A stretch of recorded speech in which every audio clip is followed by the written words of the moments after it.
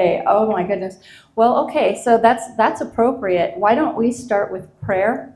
Because if we don't put God first, nothing will ever get fixed. Nothing will ever be in order. And so, everyone, if you would just join with me in a prayer. Dear Father, we thank you this glorious Mother's Day for allowing us to be here at the park with such nice weather. It's beautiful. Father, we are eternally thankful for you sending your Son to save us. Without you, there would be no hope for any of us. There'd be no hope for anything in this world. And our highest thanks goes to Jesus Christ for what he did for all of us. To save us at the cross, he gave it all. He was the ultimate example for all of us as how to be a good leader, how to govern the people.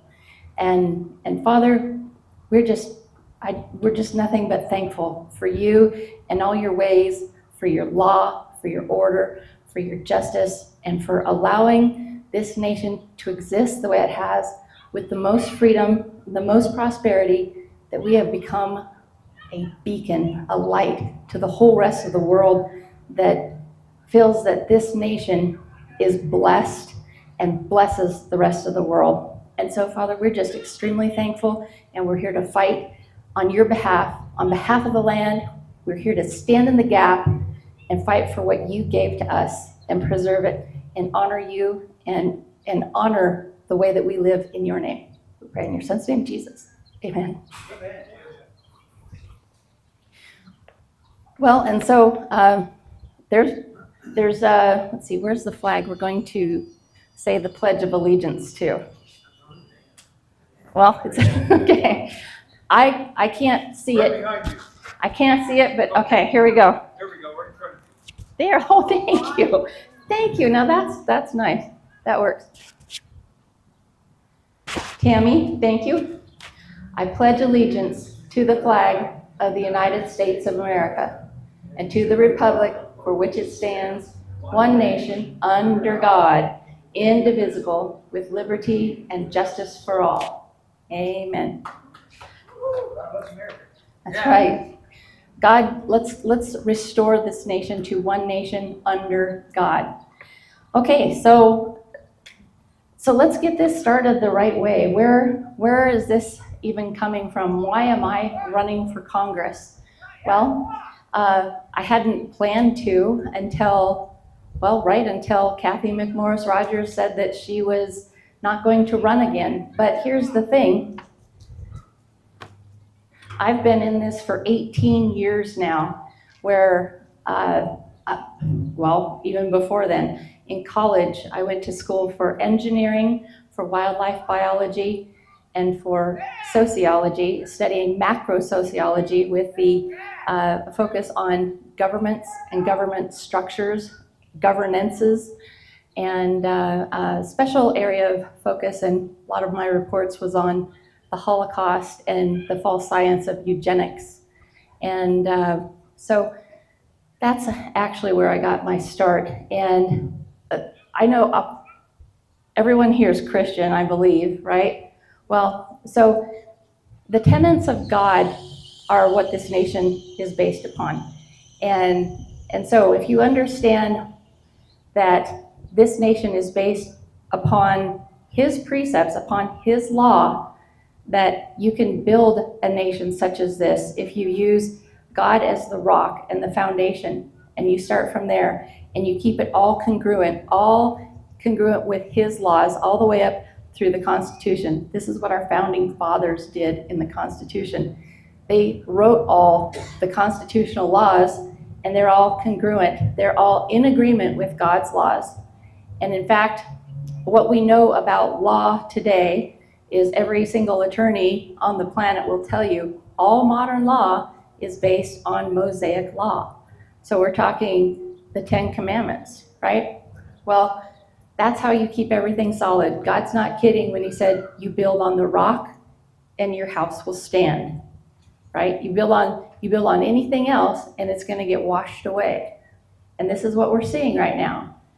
And so Why I even got involved in this was because back in 2005, I was reading in Ezekiel that said God looked everywhere for a man to stand on behalf of the land, stand in the gap on behalf of the land, and he could find no one.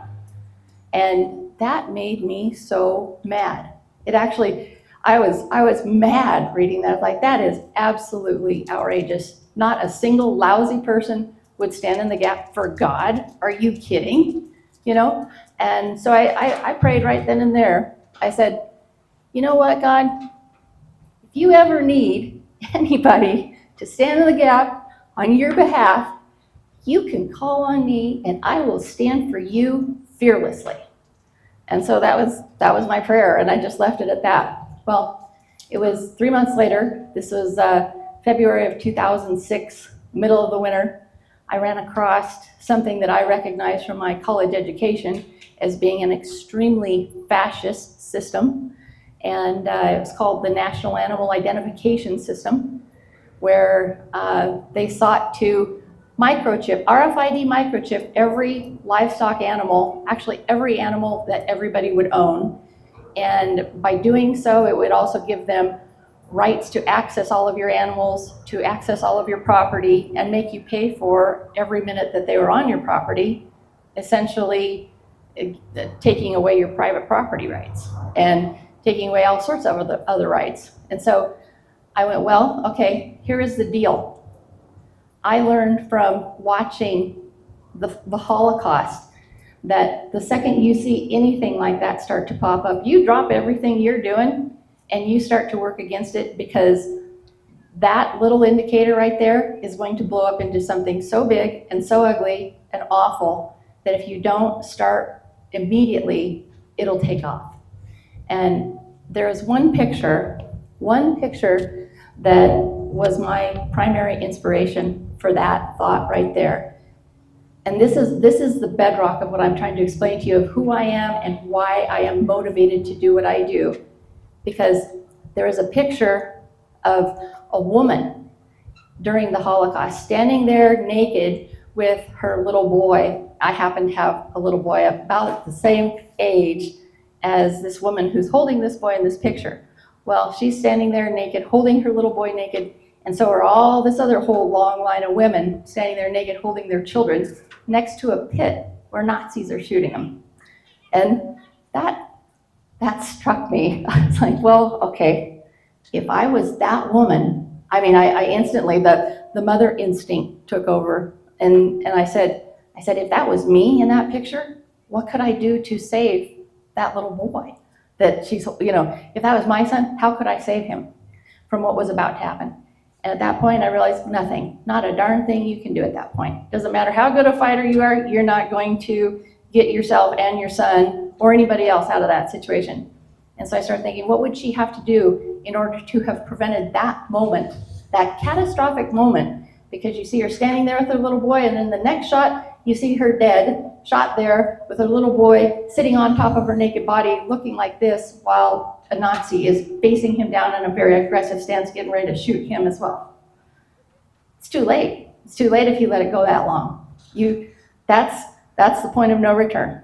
And that gripped me, because, like I said, that was about how old my son was at the same time. And I was like, that can never happen. I could never, ever let that happen on my watch. And so that is the motivator. That is where I come from when I say, you drop what you're doing, you drop right now, and you start to work full time. Because I started thinking, well, maybe would she have been able to save that little boy if she had started working against it a year before then? I thought, no, probably not. It's pretty big by then too. I thought, well, what, maybe 2 years before that point? No, not even then. She probably would have had a chance if she would have started working about 5 years before that picture was taken. She might have had a chance if she worked hard, if she organized, if she basically lit a fire under everybody she knew and let them know, this is a very, very bad thing. This is where it's going to go. We're going to see atrocities like we've never seen. That is my motivation. I understand what it takes to get something done before it happens, before it escapes you, before it bubbles over and turns into a tidal wave and then nobody has a chance. So I see this NAIS system, this National Animal Identification System start, and I dropped my whole horse business that I had going on at that time. I put it on the back burner. I went to work full-time, 40 hours a week, starting my own research. What is this? Where is this coming from? How are we going to fight it? Within 3 days of deciding to do that, I held the first anti-NACE protest in the United States. I held the first 3 anti-NACE protests in the United States. I kept holding one after another, and I reached out to the public. I advertised. I went for it as hard as I could to inform people, oh my gosh, people, this is a fascist program. This can't happen. Well, we had people out there protesting with me in the snow. There was several times we were out there. It was so cold. We all decided to get coffee and hot chocolate so that our hands wouldn't freeze. And of course, you're shaking so hard because you're just freezing, but you're out there holding your sign to let people know what is afoot and what's going on. No NACE. Well, that was way back. That was 2006, right? Well, so I'm advertising and I'm organizing meetings and pulling people together, and it's getting bigger and bigger, and so then I ended up. It went from Stevens County to statewide to national. I ended up being one of the primary 3 researchers in the United States that coordinated and worked all across every span of everything to organize people against this. We fought it for 3 solid years, and I wrote 722 articles about this. I pulled all the research together, and we all networked off of each other. We were able to organize nationwide and eventually pushed it back, but it took 3 years. And at that time, I started finding out that all of this was coming from something called the United Nations, right? Well, so everybody went, well, what's that about, the United Nations? So I just kept researching, and I just kept holding these meetings and informing and educating everybody as to what the UN was doing, and finding out that pretty much every single un-American sounding program that was out there came from the United Nations. And if it was against guns, sure enough, the origin was the UN. If it was about destroying our education system by adding communist tenets, sure enough, came from the United Nations. And so as a researcher, I just jumped full on into researching the United Nations and what they're about and all their programs, and eventually, and working against it as these things came up. I would hold meetings, we would organize, we'd pull people together, we'd show up at city council meetings, we'd face these things down, and we'd stand against them. And I wrote a book about it. I wrote the very first book in the nation on the United Nations Sustainable Development, Agenda 21, now it's Agenda 2150. And so what I wrote, the first book in the whole United States on this subject, still hasn't been matched. There's still, out of all the other books that have been written since then, none of those people are describing anything about the United Nations economic model being a fascist economic model, and their whole governance structure is based upon the Communist Manifesto, right? And so this is not news to most people now, but it sure was then, because nobody knew this. And so essentially I realized, yes, what we're fighting way back then in 2006 was communism. It's a short, sweet, one-word definition of what we were suddenly facing in America that was starting to deteriorate America from the core. And so I realized, okay, we're now working against communism, a communist takeover where they like to use the Fabian socialist model of creeping in slowly, like the whole adage of boiling a frog, right? Just to turn up the heat a little bit at a time, you add a little bit more, you take a little bit more, you take a little bit more, you take a little bit more. And eventually they encompass you all the way around, they secure the noose around your neck, and then they hang you because now they've covered all their bases and they've trapped you while you've been thinking it's not a big deal and while the water kept getting warmer and warmer. This is where we're at right now. And for those of you that don't understand that the UN equals communism, the UN equals a communist takeover. The UN is synonymous with terms like the deep state, globalism, the swamp. All three of those are the same exact thing. Communism is not going to come right out and say, oh, guess what, we're communists and we're here to take over your nation.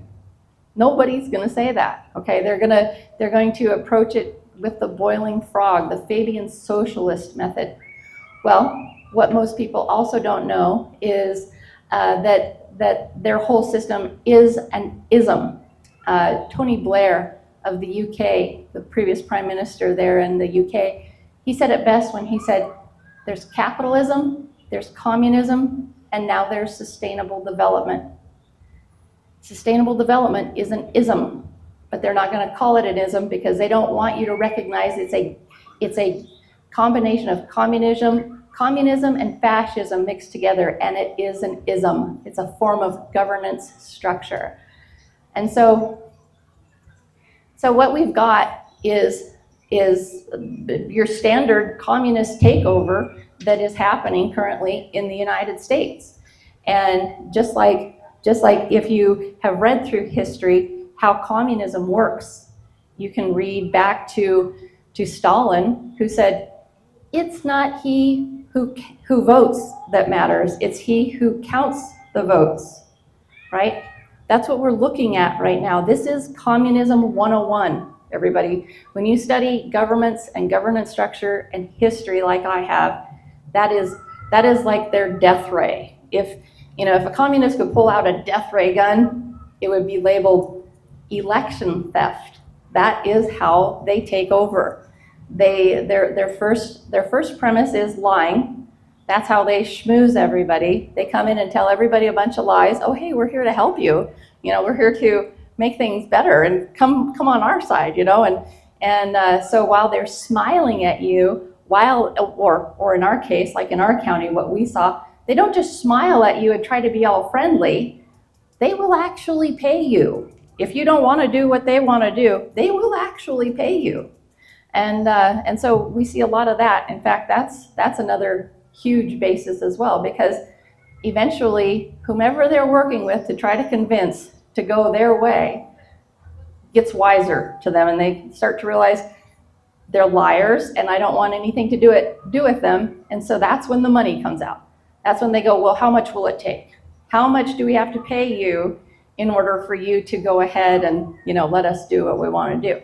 And it seems to me that as we're seeing it right now, just about everybody has a price. And with huge financial backing like they have, it doesn't seem to be too much of a stretch for them to just shell it out. Whatever it takes to take down this nation, because communists have always hated America. So when I am now addressing everybody saying, okay, well, are you aware of what we're up against as a United States, right? Are you aware that we are under a communist coup that happened through their standard 101 technique of election theft? Do you realize that? Well, a lot of people don't seem to understand that. They also don't understand that when I say the deep state is synonymous with the UN, which is synonymous with communism, they don't understand, oh, deep state, like, oh, you mean like Nancy Pelosi? I go, yes, Nancy Pelosi. In my first book, The Perils of Sustainable Development, I documented how Nancy Pelosi, way back when, I mean, my gosh, in the late 80s, early 90s, she was the biggest United Nations pusher in the country. She was carrying their agenda forward at an alarming speed. In fact, she was so good as a UN advocate, as a communist advocate, that she actually is the one that inspired Bill Clinton to accept all of Agenda 21 and all of the UN program for sustainable development. It was Nancy Pelosi that inspired him. People don't know that. They don't know that as Nancy Pelosi is standing there behind Trump, ripping up his inaugural address, that was a communist standing there behind him doing that. That deep state pusher is a communist. In fact, the highest seat communist in the land at that time was Nancy Pelosi. And so when I say that my research shows that they have gone around for the past 75 years that we signed on to that UN treaty, that they have used that 75 years to incrementally establish their governance structure all around the United States. And they've set it up right alongside all of our own existing government network. Well, the problem is that it's become so problematic now that they've joined and networked all of their programs together right over top of ours. And so their jurisdiction leaps over our jurisdictions. They cover way more things illegally than we're allowed to because we try to adhere to the law. They don't care because they've set up their own infrastructure all around ours. And so one of the very, very important things that happened in 2009 with me and my group that I had formed at this time to educate about what was going on was we found out that in 2009, the city of Spokane was about ready to adopt sustainable cities as a program for Spokane. And so I alerted everybody, and I put notices in the paper saying, we've got to go to City Hall in Spokane and stop them from doing this because it's so unconstitutional. It's absolutely illegal. If they do this, each one of those city council members will be guilty of treason. Well, so we get there, and about 150 of us showed up for this. And as always, I would always bring my stack of books and my notes and my paperwork. Well, I had printed out a stack for each city council member describing how this was absolutely unconstitutional, and if they do this, they're committing treason. And so what was interesting was as each of us would take our 3 minutes to give our testimony, and oh, windstorm, might have to help here, just a moment. You got it. And so we're each taking 3 minutes to give our testimony to say why they can't make this progress in Spokane. It's illegal. And so we would say our statements, and they would get up and have their attorneys, their constitutional attorneys, believe it or not, constitutional attorneys, their EPA attorneys, their ecology attorneys, and their professors of ecology from the universities would stand up in between each of our statements and turn around and point at all of us and call us wackos and conspiracy theorists. And so as the Lord would have it, I was the last one to speak. And so I got up there and I went to each council member before I even got to the microphone, and I handed each of them the little packet of information that I had prepared for them that had all the UN website addresses. I mean, this was stuff taken directly off the UN website itself, so they couldn't refute it. And I got up there and I said, don't listen to a single thing I have to say. Don't listen to me at all. Don't believe me. Don't believe me when I tell you that each and every single one of you is going to be committing treason if you pass this, because what that essentially means is you're following a dictate from a foreign governance structure. You're listening to them and not to the people who are actually your boss. You can't have two bosses. God says you can't serve two masters. He's right. You can't serve the United States and the United Nations at the same time because they conflict. You either have capitalism or you have communism. And so I described this clearly. And so what was interesting at that point was I looked directly at all of those attorneys and I said, and every single one will be liable because this is basically putting you all on notice of the law.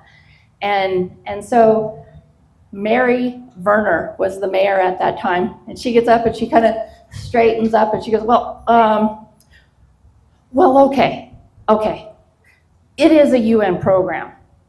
And everybody stood up and cheered because this is going on through 2 hours or so of this huge fight all night long, where we're telling them the truth and their attorneys are standing up and calling us names and calling us wackos and conspiracy theorists. They had to eat it. Every single one of them had to eat it, because she had to admit, because she knew that if I had all of that proof and I just gave it to each and every one of them, and she lied at that point, then she would have been held legally responsible at the same time. So she had to admit it. She said, okay, so I admit it is a UN program, but we've made it our own. I'm like, no, you can't do that. You can't follow another governance dictate and then just say, oh, but it's our idea. You know, they provide you with all the whole paperwork, booklet, everything. Well, so we thought we won. And one of the council members came up to me that night. She goes, Rene, can I talk to you for a minute? And I said, yeah. She says, well, I just want to tell you that the Seattle mayor just got on a plane right before you guys got here. So he was over here telling us to do all this stuff because he is the one that goes to the UN, these UN assemblies, and sits in an ambassador's seat in the Council of Mayors, where all these mayors from all around the United States, they go and sit as ambassadors in the UN. The UN tells them what to do, what to bring back to their cities and their surrounding cities, and to basically rule how it's going to be according to what the UN tells them what to do. And so I said, you got to be kidding. She said no, and they also said that whether you guys vote to pass this or not, we're going to pass it anyway. I said, that's illegal. And she goes, that's what we said, but that's what they said they would do. And so sure enough, they did. They went ahead and just passed it. It became a sustainable city under the governance structure that with just $75,000 that the commies paid Spokane City to pull 13 of their programs together and link them together and network them so they had a functioning governance structure over Spokane. They got paid $75,000 to do that in order to become a sustainable city, and basically threw all of our Constitution out the window when they did that. They committed treason right then and there.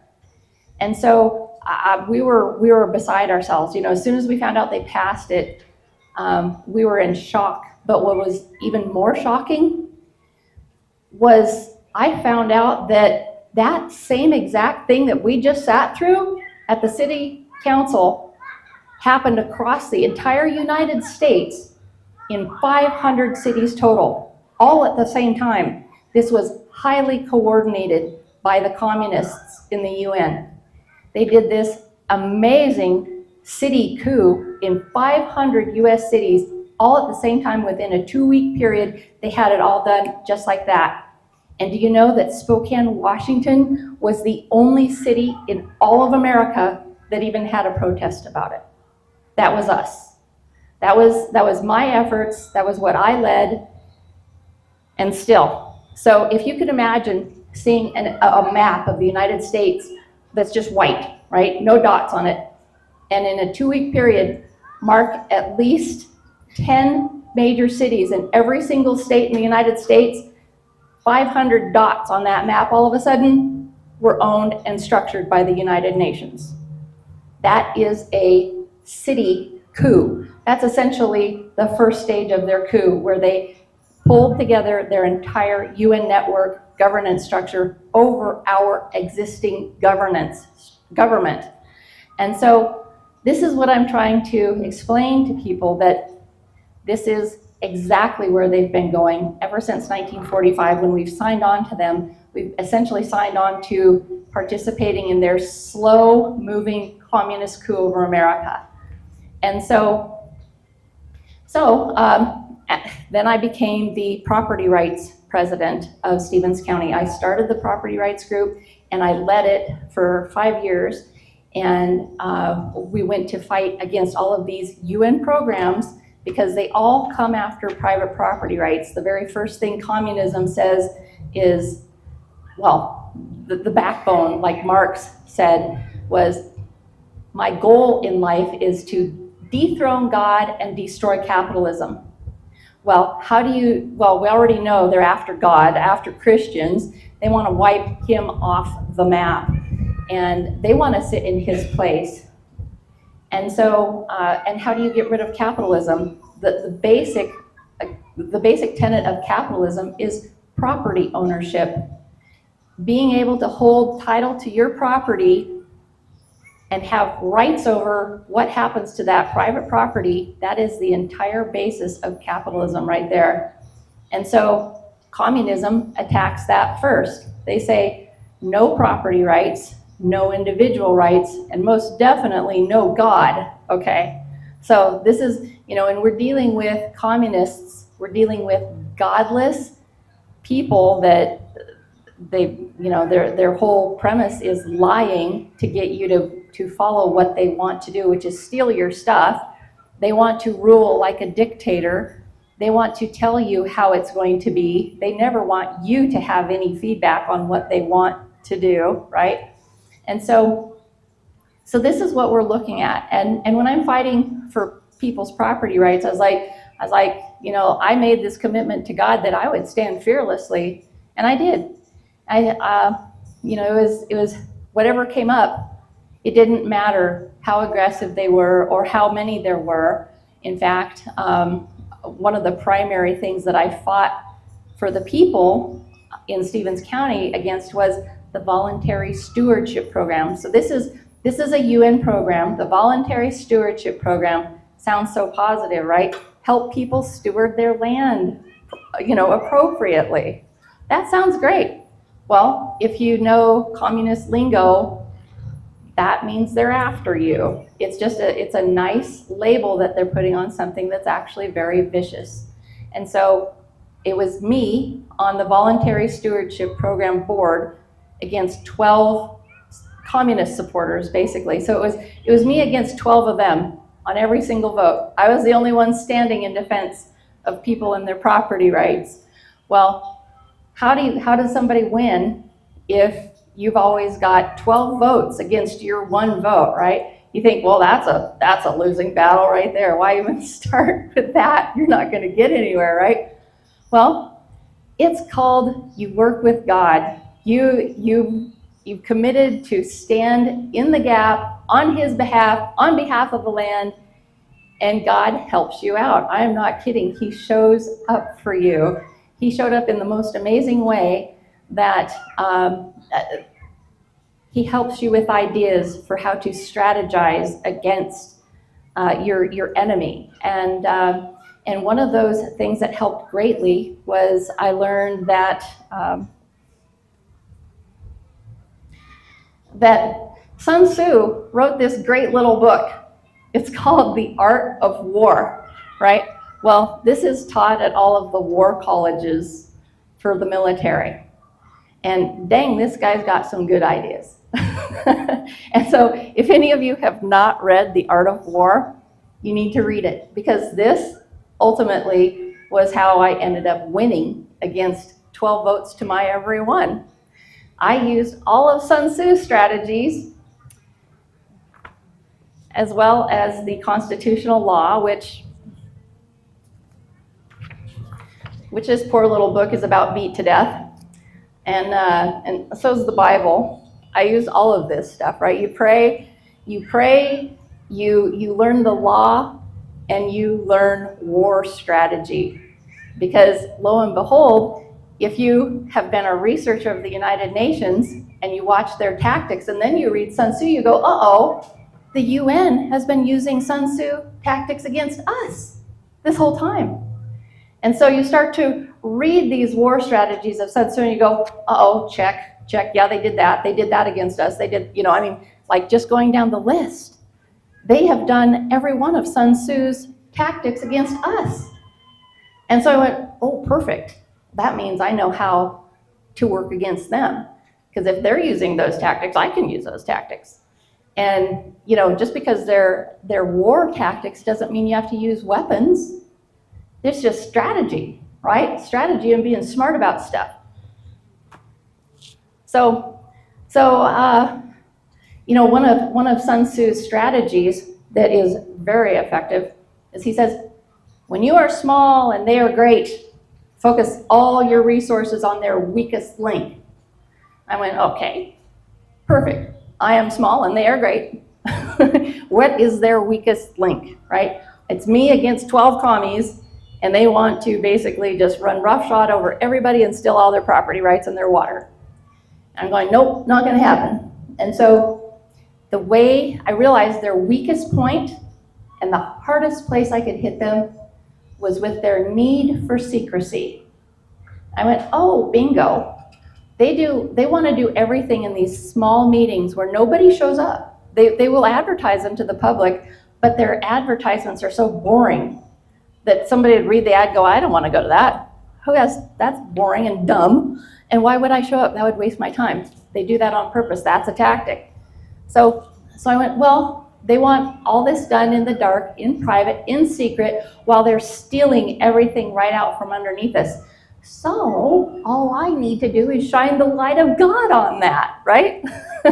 So that's exactly what I did. On all of our little meetings where there would be, Tammy was part of that in the property rights group. Her and her husband have been with me in all my fights ever since 2006, and she's helping us with the campaign now, but she was there for that. And so there would be me and the board, and then there would be like maybe 4 or 5 of the people from the property rights group. Well, this time I put it in the paper. And I used our licensed hydrogeologist from the west side of the state and all of his info, and I exposed everything that they were doing illegally in this huge newspaper article. So all this stuff they wanted to keep quiet, and they had been keeping quiet pretty darn effectively, suddenly was blasted into the wide open in the public newspaper. Well, so the next meeting, the next VSP meeting was very interesting. We get there, and let me just tell you, first of all, before that meeting, it was about midweek. I was sitting there folding clothes, and suddenly just popped into my head. It was like a messenger. This is where God reaches down and will help those who are willing to stand in the gap on his behalf. This message just said, prepare yourself. They are conspiring against you. That's exactly what I hear. I'm like, oh, where's that coming from? And so I'm guessing, okay, clearly something's going on at the county level. Somebody just found out something. And I guess I better I'll make copies of everything that I was using from our licensed hydrogeologist, right? All his stuff that is the end all. He has the last say on everything because he is the top expert on all of this in the whole state. Nobody can top him. He was the top of the top, and I used all his information. Well, so I get to this meeting, and I've got my copies of all his information, and I had sent it out to my property rights group like several weeks before that, just so they'd have a copy. And so I get there, and they start the meeting. Well, we get there, and first of all, the entire Catholic Church where we're having this meeting is packed. There's probably 150 people there from the county and all around because they had read this newspaper article, and they were pissed. They are like, what in the heck is going on? We better show up. This is crazy. And so I get there and it's packed. I'm like, yes, this is going to be good, right? So I got my copies, and we start this meeting, and the guy that's at the head of the VSP says, before we even get started with minutes or anything, we're going to stop this meeting because we've got 10 accusations against Rene Holaday for lying publicly against us in the newspaper. And so I'm like, oh boy, here we go. Now it's going to get good, right? Well, so I'm like, okay, let's have at it. So they start leveling all these accusations of lying about all this stuff, which is another communist tactic that maybe some of you have noticed them doing lately, that, they lie about stuff. And like whoever's doing the right thing, like Trump, they lie and say, he's lying, And so that's what they're doing. And so I just sat there and I started writing down everything that they were accusing me of. And I wrote down all 10 of their accusations. And And so when they were done, I said, okay, good. Now it's my turn to rebut. Because first of all, I love debate. And so, especially when I've got all my ducks in a row. And so I said, okay, so now it's my turn to rebut. But first I've got this little handout that I'm going to hand to everybody in the audience so that they can follow along with what I'm saying.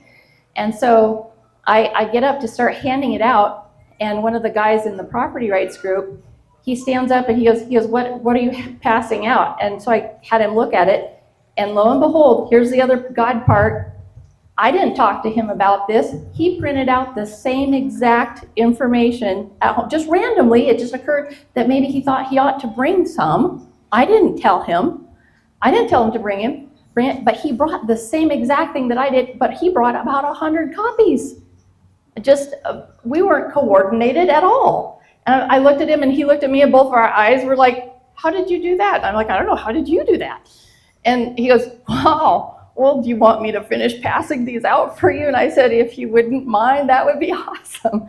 And so he goes and starts passing out all the same stuff that I brought so that everybody could follow along. Well, so I get up there, and the first thing I said is, first of all, and I felt sorry for them because I was about ready to take all those communists and mop the frickin' floor with them.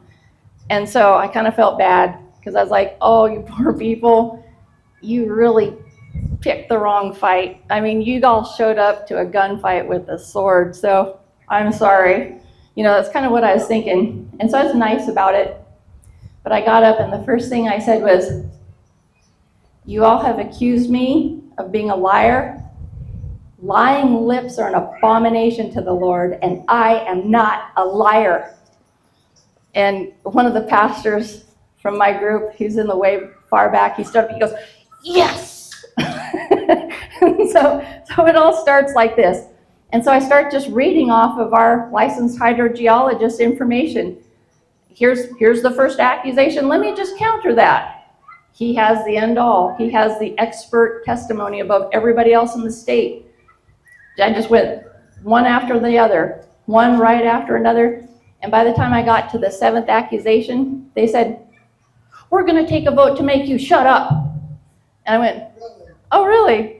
I'm like, I don't even get to finish rebutting your accusations. And they said, no, well, we'll take a vote. So, of course, they all voted to shut me up. They all voted unanimously, make her shut up. So I went, okay, well, all right.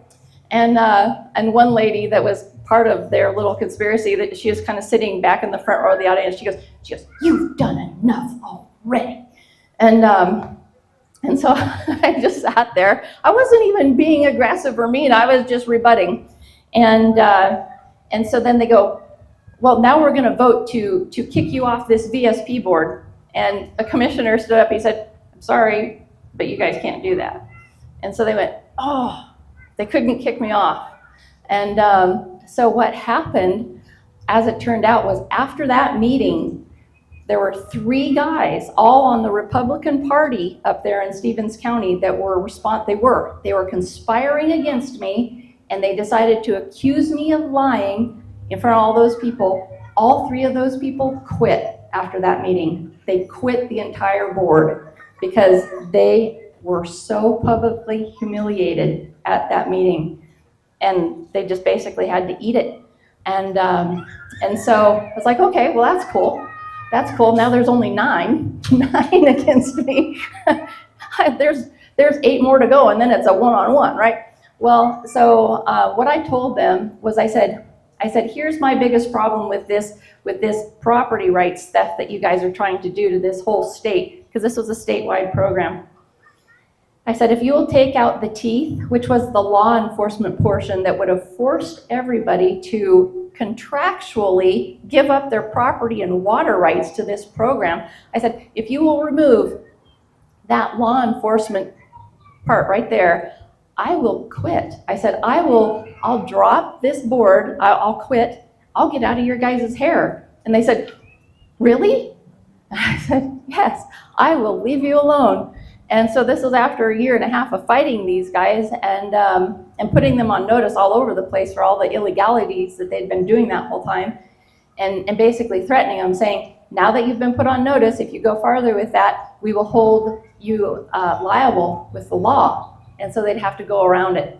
Well, so they were so sick of me being there doing that, that when I offered to leave, they were willing to do anything I wanted them to do.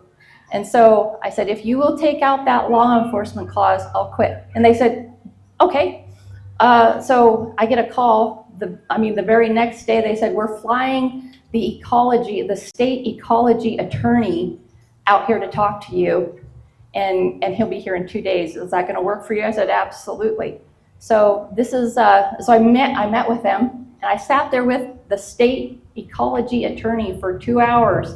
He tried to whittle it down, because I said, I want that taken out, I want the law enforcement taken out, and I want signatures from every single commissioner, from every single law enforcement officer, the sheriff, his deputy, every single Department of Ecology person that has anything to do with Stevens County, and every single person from the planning department that has any kind of leadership in planning department. I want all their signatures as well.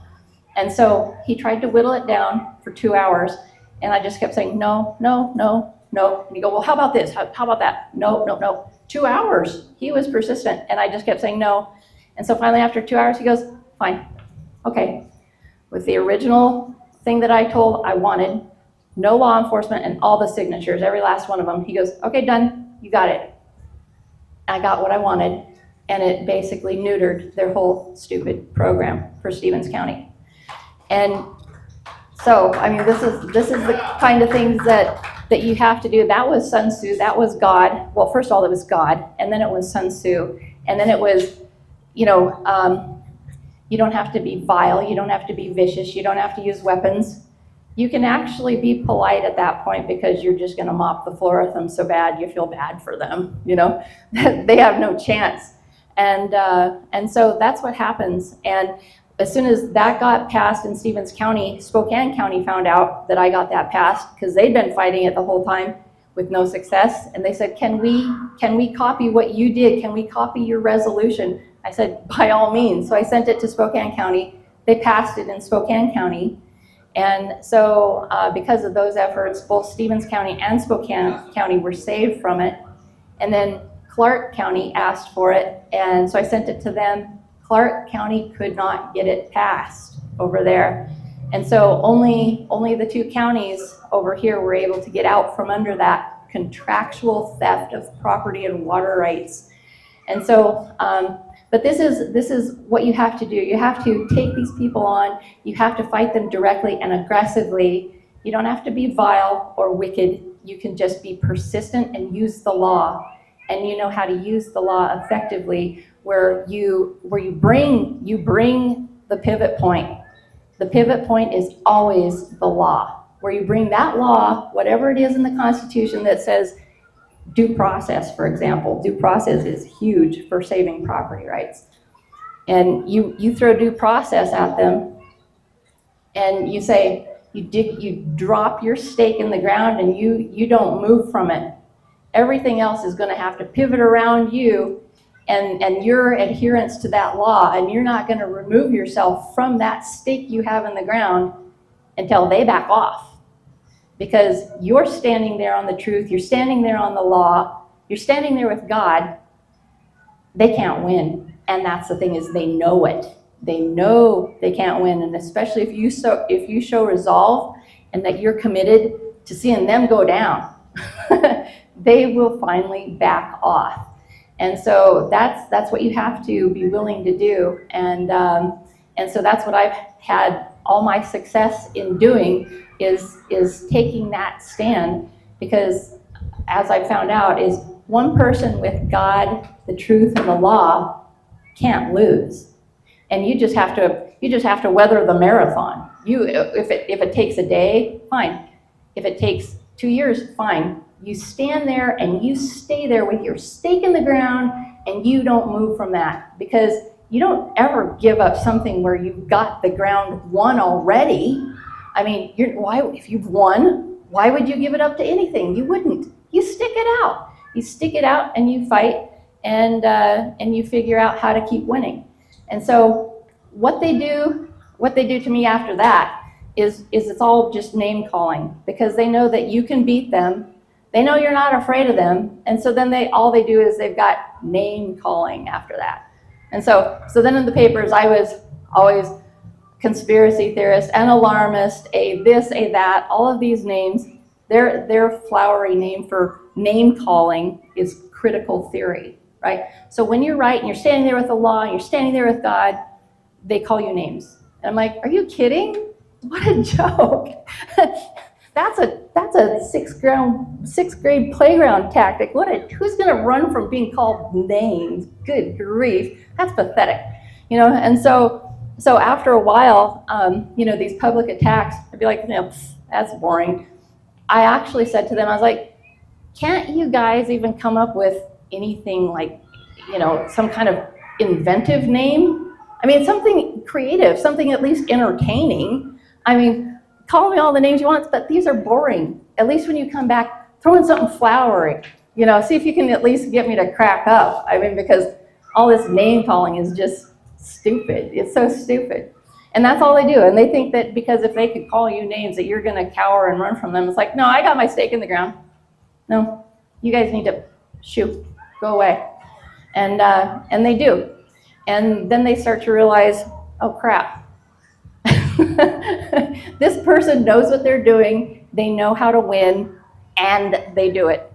And so that's what I've got my 18 years experience with, is fighting and standing there and weathering their dumb storms and realizing they got nothing. They got nothing, and they cower and they fall and they run away. And so here I am today, right? Well, this has been such a long intro. This is not an intro. This has been such a long speech already. But I wrote the first book.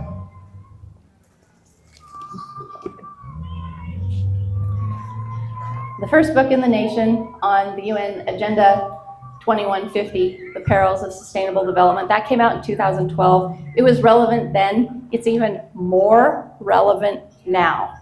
They're doing the same exact plays that we were fighting back in 2012 before Trump got in. Trump got in and wiped away most of their regulations that are UN regulations, by the way.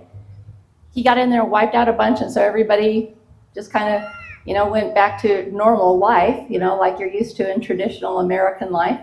Well, and so Trump had the election stolen from him. They went back to their playbook. It's this again. It's this all over again, the same exact play again. It's almost like a nightmare to me to go, oh my gosh, they're going back to that same thing that we were fighting in 2010, 2011, and now it's back again, more relevant today than ever.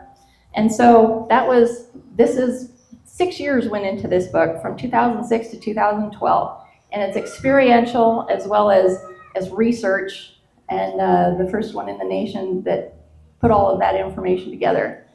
And so the second book is one that I wrote 10 years later in 2022 called 444, and this is the solution for the communist coup in America that nobody wants to admit is happening and happened through the stolen election of 2020. What's that? I think they're just not aware of it. If I could. I think it's just that they're not aware that it is happening. Right. A lot of people are not aware. There's the people that are aware are, basically shrinking back from it. But there's a lot of people that aren't aware. Just like I'm describing, they're not aware that deep state, globalists, and the swamp are all synonymous with UN and communism. And so this book, 444, I wrote that in 2022. It's called 444, A Republic, Ma'am, If You Can Keep It. And that is a solution that is biblical. First of all, you have to do things in order, like I was saying. You have to start with God. It's biblical. It's constitutional, because you're building from the ground up. You go God's law, constitutional law, then you go strategy, right? So 444 is using the pivot in the stake in the ground. Do you know what that is? The stake in the ground for right now on how to basically stop the nation's coup from happening, it's Article 4, Section 4 of the U.S. Constitution. And now, if any of you don't know what Article 4, Section 4 says, that has got to be the most profound weapon, that is the most relevant and effective weapon that the United States has at its disposal right now. What it says is, and it's so brilliantly written, the Founding Fathers were absolutely inspired by God because they're trying to follow in accordance with his laws, first of all. They write Article 4, Section 4 that says that every state in the Union is guaranteed a Republican form of government. And they're also entitled to a secure border. That's all in one article. That's one thing. And so you think about that for a minute and you go, well, what's the big deal? We're guaranteed a Republican form of government. Well, here's the brilliance factor of that. It's that they didn't have to sit there way back when they wrote this. They didn't have to sit there and try to fathom or invent what could be coming up as other governance structures after them, right? They didn't have to try to figure out what those might be. Simply by wording it as guaranteeing one type of government only. If they guaranteed one, that would what? That would make every other form illegal. Do you know how valuable that is? That right there is worth its weight in gold, because what people don't realize about that is then that makes communism illegal. That makes socialism illegal. That makes fascism, Sharia law, anything other, democracy illegal. But most people don't know that either. They don't understand the power behind Article 4, Section 4, because that right there, if you're going to throw a stake in the ground and stand on that and not ever move and let the whole world pivot around you while you hang on to that stake, that's the one right there that'll turn this nation back. Because every single person that is pushing the UN agenda in Congress, in the Department of Justice, in the FBI, any elected position, any appointed position, any person that is serving government in any capacity, if they are supporting communist tenets, they are breaking the law. They're breaking the law, and they can be held accountable for breaking the law. All you have to do is point it out and accuse them of their crime. It's the same thing as if every single one of the congressmen suddenly said, we don't care about the Second Amendment. We're going to just remove guns and then win about taking away everybody's guns. It has the same weight as the Second Amendment. It is as illegal and as unconstitutional as removing the Second Amendment. Article 4, Section 4 is what keeps this nation safe. It's, like the art of war. You don't have to use weapons if you understand the enemy, if you understand the law, and you've got good strategy, right? So if I was in Congress, I would go about fighting those communists that call themselves Democrats, fighting the communists that call themselves Republicans, because both parties are infiltrated. That's what commies do. They're liars, they're infiltrators, they're subverters. They get in there, and they will tell you they're Christian too. That's hilarious. And that's called being able to call out a liar because you know what they're talking about and you know that they're lying, and they will say it with a smile, and then if you do anything more, they'll offer to pay you, and so you keep just saying, no, we're gonna hold you to the law and you're committing crimes. And so just like I did in Stevens County, you point out the law to them. You say, well, no, this stuff you're trying to do by stealing everybody's property, that's illegal. And here's the law that says that's illegal. And now that I just read that to you right now at 5:43 in this afternoon, I'm now writing it down that you have been read the law, you've been put on notice that is against the law, and if you continue on in this direction, I will hold you accountable and I will prosecute you. That's called putting them on notice and holding them accountable to the law, and they have to stop. And they know that. That worked with Attorney General Ferguson when I fought Ferguson in Stevens County property rights. That worked with him. That worked with him a couple times, actually. That worked with Department of Ecology a couple times. That works, period. And so I would be doing the same darn thing in Congress. All of those illegal commies pushing for the UN, I'd be like, oh no, oh, that's treason. Here's the law, let me read it to you. And so maybe you didn't know. Maybe you didn't know until I read it to you right now. So let me just show you how you're breaking the law. And if you continue past this point that I'm writing down right now, it's 3:43 in the afternoon, and I just informed you of such and such a law, and if you do it again, I'm coming after you, right? Because that is where you stand your stake in the ground, and you make them rotate around you. You stand on what is there and what belongs to you and the law, and you make them move. That is how you clean house. Because until somebody forces the call and forces them to understand that, I'm breaking the law, and they know I'm breaking the law, and if I do it again, they're coming after me. That's how you clean house. That's how you stop this crap from continuing. Because it has to stop. It has to stop. This godless subversion and attack on this nation has to stop, and that's how you do it. I don't have to pull out guns. We don't have to have a call to arms. We can use the law. We can be smart about it. We can use strategy. We can put people on notice. And if they don't, well, Congress doesn't exactly have the power of law enforcement, do they? No.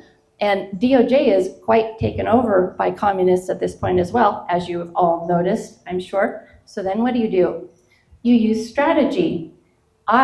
In Congress, as a congressman, I would be on the phone with every single patriotic legal foundation head in the nation. I'd say, come together, we're having a meeting. I want to talk to all of the heads of all of your organizations, because here's how it's going to go down. I'm going to put so-and-so on notice tomorrow. I'm going to write it down, I'm going to record it, I'm going to video it, and if they do it again, I'm sending them to all of you guys.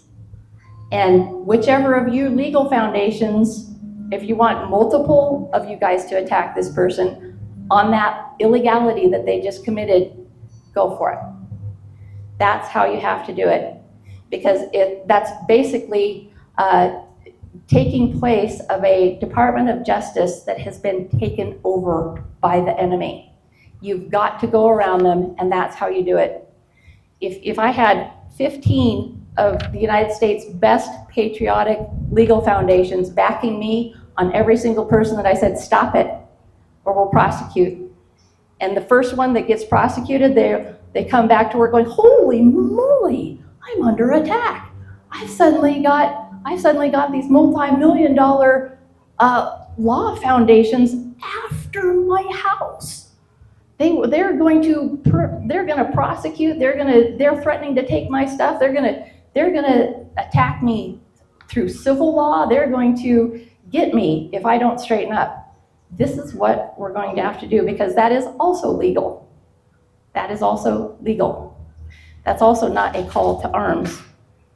So there's a smart way to do this. There's a smart way to be organized, and there's a smart way, because all it takes is the first one. You go after the big guy first, because the first big guy that suddenly comes back to work and goes, whoa, holy smokes, you're not going to believe what just happened. That gets around like that to all the other little commies, and they run for the hills. I've watched them do it. They're essentially very afraid, because first of all, they know that what they're doing is illegal. They know it's illegal. And so as soon as somebody's onto them and actually starts to come after them in a way that they can actually gain traction legally, they run for their lives. So you take one or two down at the very top when you first get there, and you sick the legal foundations on them, and it stops. I guarantee if it doesn't stop, it's going to be curbed very, very quickly, because it's effective and it works. And so that would be my strategy. And this is my background. This is what I've been doing for 18 years. And that's exactly what I would continue to do in Congress, where I belong, because one of Sun Tzu's tenets is, the very first thing is, know your enemy. Who knows the United Nations and all of the commies in Congress better than me? I know the enemy. Would you want anybody else in this position right now? I mean, they might, we've got a city councilman that is already in over his head just in his city council position and has no idea that he's capitulating over and over and over to communists. And yet there he is, and he's running for Congress. I'm like, that is a train wreck. Putting that guy, he's already capitulating to the little city guys. The little city guys, he's gonna get chewed up and spit out in DC. He won't even know what hit him. He'll be flattened by a train before he even walks in the door. Then we've got other people who they've been senators. Well, why aren't they senators anymore? Well, did they do a good job while they were a senator? You probably want to look at their voting record. That's a good clue right there. I'm not here to rip and rake on my opponents, but I do want to point out that I worked in Olympia as Representative Matt Shea's assistant, his legislative assistant. I watched those people over there, and I watched the jobs they did. I'm well familiar with what they say to their constituents back here at home. And when I got over there and I saw how they actually behaved, I was very, very disappointed, to say the least. In fact, what I saw was nothing but bending over for the Democrats. And how very disappointing was that? And in Maycomber, I actually had to throw Maycomber out of my rep's office because she was trying to pick up my rep. And I made an agreement with his wife that if she came around, that I would throw her out. And I did, because that's how she is. She's known for that. The whole legislature knows that, which is unfortunate. And I'm not trying to just speak badly about her. I'm cautioning people as to, don't just watch, well, they're a legislator or they used to be a senator. Understand who these people are. That don't get behind these people. In fact, share it with other people so that they're not, taken for a ride by a label.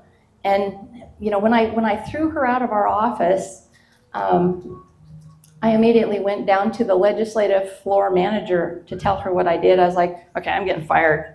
Legislature is going to fire me for a legislative assistant throwing out a legislator and prohibiting her from ever coming back in the office. I'm getting fired for that. And so I just went down there basically more or less as like getting ready to resign, going, okay, this is what I did, kick me out. I get down there and the floor manager applauded me. She goes, oh my gosh, that's awesome. She goes, it's about time somebody did that because she's been a real problem in the same manner. And so everybody that knows that is shocked that she's even running. And so then other people have said, well, if you can't make it, who would you hope makes it? And I said, well, out of everybody, if I can't make it, I would hope Brian Danzel, because at least I know that he used to buy my book from me in bulk and he would give it out to other legislators because he said that everything that I wrote, he agreed with. And so he would hand it to everybody, and he handed Trump a copy when he gave Trump a ride to the Everett rally. Trump asked him, he said, Brian, so what do you think of Agenda 21? And Brian said, well, it's funny that you ask. I happen to have a copy of a book here from a lady that I agree with everything she wrote. So he gave Trump a copy of my book, and he goes, so if you read that book, you'll know where I stand on it because I agree with her. And so he gave it to Trump, and Trump appointed him to the USDA. And so Brian is a very nice guy. He is very down to earth.